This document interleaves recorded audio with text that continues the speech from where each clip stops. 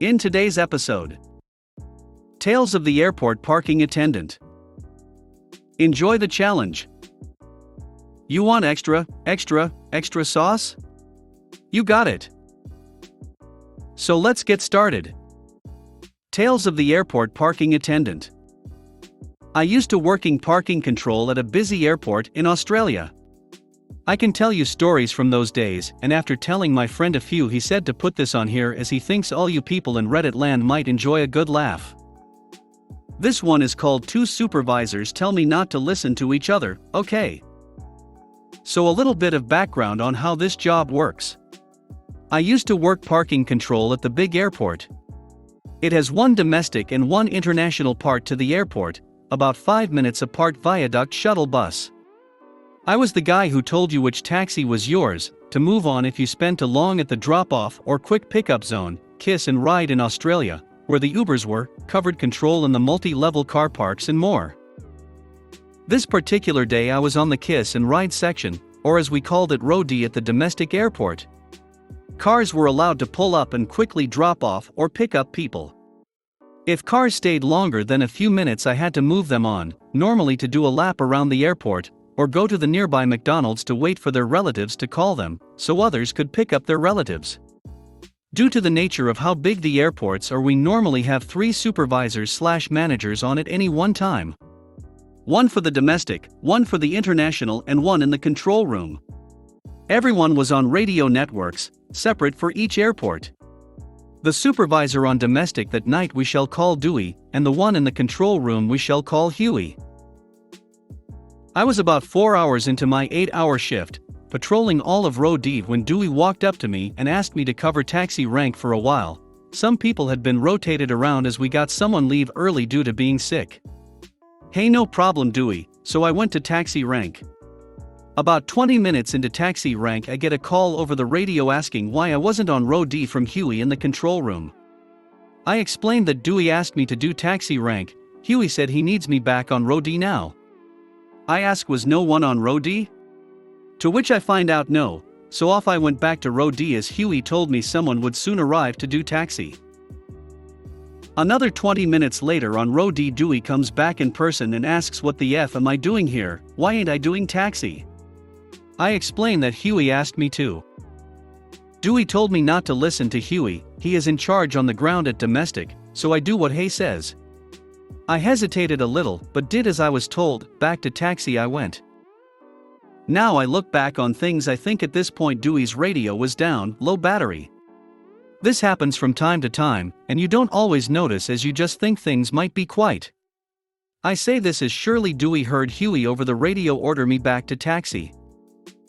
Like clockwork about 30 minutes later Huey was right up, but over the radio asking why I left Row D. I told him Dewey told me to do taxi. I was cut off when Huey told me not to listen to what Dewey said. He was in charge, and if I don't listen to Huey, I would be written up. If I mention another word about Dewey or the taxi rank, I would be written up. Okay, so back to Row D I went, again.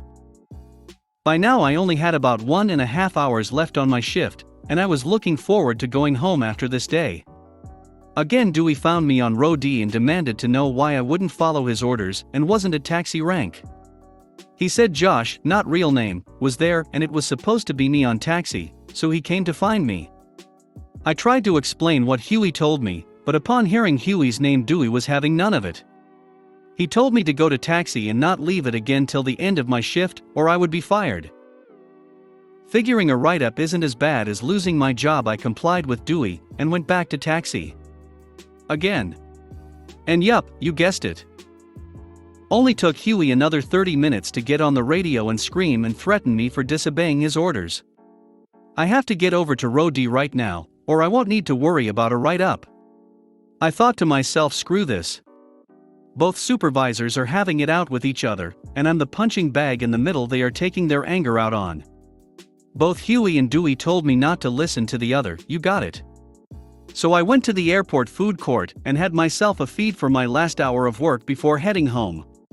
Yup, I snuck out of work and clocked off without either of those dumb ducks finding me, was not in the mood for that. Turn my phone off as well, as I'm not supposed to listen to orders from the other, right? When I got in the next day, the manager was waiting for me with a smug Dewey standing next to him. Manager, Dewey and I all shuffled into manager's office. The manager proceeded to ask me what the hell I was thinking using the last hour of my shift to have a dinner break. I asked him did he see the camera footage of me in the food court? Manager said yes, and again asked why. I told him both Huey and Dewey kept telling me to go to different locations last night, and if I didn't do what they told me I would be fired.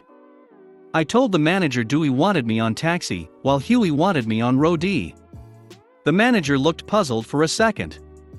He asked me if I was supposed to be at either taxi or row D. Why was I in the food court? I told him in more detail this time because Huey threatened to fire me if I didn't ignore Dewey, and Dewey would have my job if I didn't ignore Huey. So I did what I was told and ignored them both. Dewey cried foul, saying I was lying. The manager asked Dewey to step out of his office. Dewey only did so after much protest. The manager asked me to tell him the full story, which I did. He then told me to have the rest of the day off, sweet long weekend for me, as it was Friday. When I got back to work on Tuesday, I found both Huey and Dewey were no longer employed at the airport. My friend Josh filled me in that both Huey and Dewey chucked a huge tantrum in protest of my allegations. The manager telling them that the security footage of me constantly moving locations, and testimony from other employees convinced him I was telling the truth. Josh was in the break room near the manager's office and heard the whole thing go down before seeing Dewey storm out of the building, followed by Huey, who looked defeated. The manager told me next time to call him instead of just taking a dinner break at the food court, but I wasn't in any trouble. Wish I could say the supervisors that replaced Huey and Dewey were better, but that might be a story for another time. Side note: Dewey's radio could have been out of battery, or he kept it turned off on purpose as to not hear Huey in his ear. Both Huey and Dewey had been at odds with each other for a few weeks over something, can't remember what. Either way, his radio wasn't on. They got fired for it in the end, so I'm not complaining. Enjoy the challenge. I was working as a cook 2 summers ago in a remote hotel which offered its workers a room to stay. Commuting wasn't feasible. Mid-season, my boss left and a new boss came in from outside the company. Let's call him Dumbasso. Dumbasso fired almost everyone within the first fortnight. He kept 3 people in the kitchen, himself included, for 70 rooms plus events and such. I was the only one left who knew how to do breakfast company style, but he wanted changes. Hey, Dumbasso, would you like me to explain to you in detail how I've been prepping and serving breakfasts, so you can tell what to change? Keep doing them as usual. I'll chew you out if necessary. He did tell me not to prep so much as I had been doing. Breakfasts are done on the fly, prep is for spineless cooks. You'll know if you ever get to be as experienced as I am. So when hotel was full, I almost couldn't keep up. It was both buffet and menu. Enjoy the challenge was his answer when I told him. On top of that, I had to do extra work to help him and the other cook with desserts and such because we were so understaffed.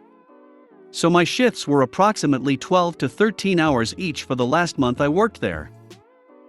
The moment I saw my rota for the next month, 15 days doing breakfasts non-stop, 1 day off and 10 more working days, I gave him my resignation notice.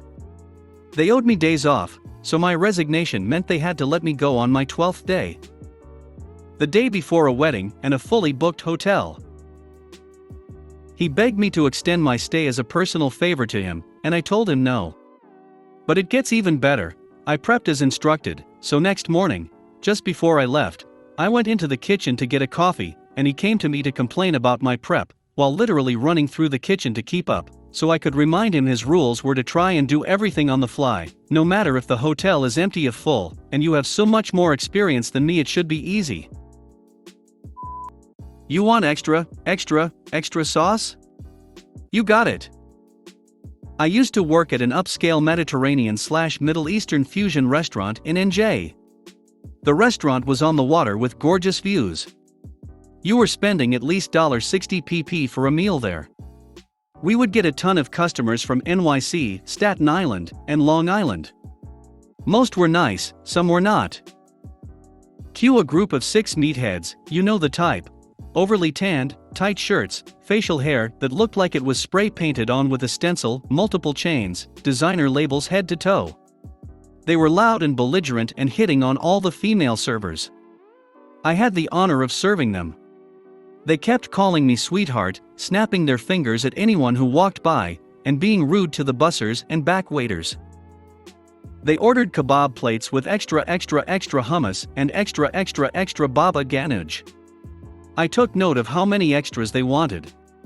I told them that they might as well order the dip platter if they wanted so many extra sauces.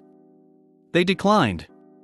They probably assumed it would be free if they got it on the side of their kebabs, but it wasn't, and it even said so on the menu. I just shrugged and put their order in exactly how they told me. Food comes out. They ate every bite and licked their plates clean. They told me how much they loved it and asked for the check. Every additional cup of sauce on the side was $2.50 extra. They ended up having to pay $45 just for extra sauces. The dip platter that I had suggested to them came with more sauce than what they got and cost $24. Of course, they complained. I reminded them, I suggested you get the dip platter and you declined.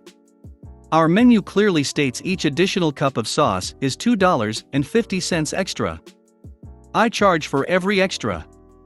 It's like asking for extra guac at Chipotle. It's not like ketchup or mayo. Meanwhile, I'm standing there watching these guys with their Louis Vuitton wallets, their Rolexes, and their Gucci slides argue with me over $45. That would be split 6 ways anyway. The cherry on top?